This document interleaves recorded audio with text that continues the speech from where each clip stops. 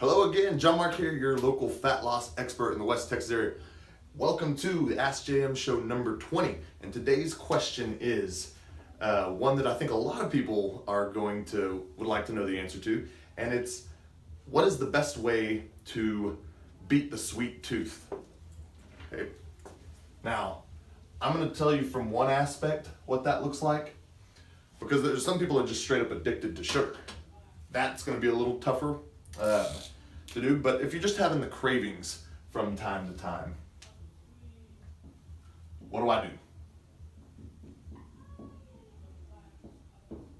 Sweet tooth.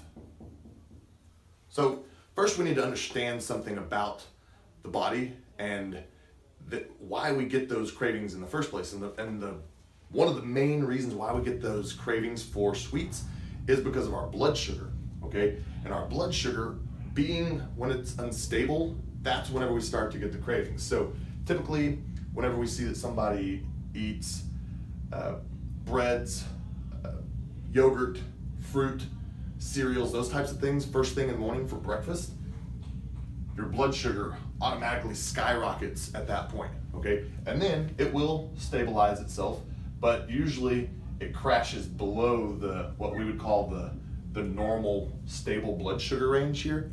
And this is whenever you get that craving. So when you get that craving, what's the next thing you do? You eat something carbohydrate loaded, and then it spikes it again, okay? And then it ultimately will crash again. And then we're on this roller coaster all day long. And here's a fun fact for you that might interest you. The only area that we can actually burn fat is in this stable range. Whenever we're hanging up outside of it, over the course of a day, we're not burning fat here, and we're not burning fat here, okay? So first, we need to stabilize your blood sugar. So I'm gonna give you a 3-step plan to be able to do that. One, gotta start with your breakfast. So for breakfast, we need to eat a high protein,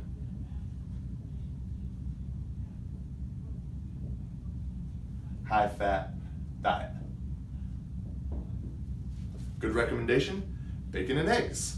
Yes, I said it, bacon. You can have bacon. It totally depends on what your nutritional program is like, but most of the ones that I've done that are sound nutritional programs, you can have fats such as bacon, as long as it's the nitrite free type. Is what we're looking for. This doesn't give your body the chance to spike your blood sugar, stabilizing your blood sugar, increasing your ability to burn fat, and reducing your risk of having those sugar cravings later. 2, when eating like fruit type snacks, so for your snacks, if you're having a fruit,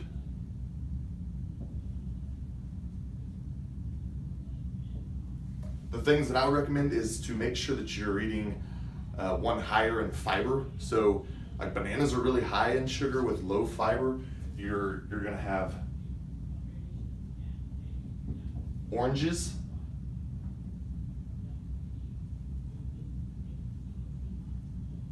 berries, those are good ones as well.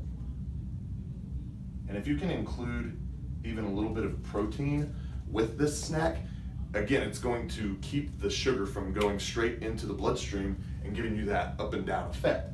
So high fiber, one of my go-tos if I'm wanting something sweet is I'll throw some berries into a blender with my protein. I usually use like a chocolate or vanilla protein, and I'll just blend it up and drink it, and that cures that whole sweet tooth thing for me.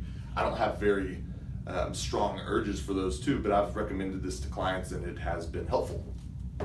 The 3rd step here is for lunch and dinner to not just load yourself up on pastas and white breads, is to go with more complex carbs. These typically have more fiber in them, okay? At lunch, most people have felt that 2 to 3 o'clock crash after eating a big carbohydrate-filled lunch. And that's, again, it's the reason, because your body's crashed, you're having that craving again for something sweet, and your energy level's low until you get more carbohydrates. So eating complex carbohydrates helps to reduce this because of the increased fiber within them. And those are going to be inclusive of sweet potatoes, oatmeal, whole grain bread, and brown rice. Those are all good options there. And so the combination of these three things, one, getting your day started off right, keeping your blood sugar stable, and then eating properly throughout the other meals of the day where you're having increased fiber. You can still have some of those sweet type things and create that effect in your body as far as like having the sweetness, but without having straight up sugar. You can accomplish that by increasing fiber and adding fruit, and then for lunch and dinner adding in complex carbs. That's it, guys. If y'all got any more questions about that, let me know. If you like this video, shoot me some loves and likes, and we'll talk to y'all later. Bye-bye.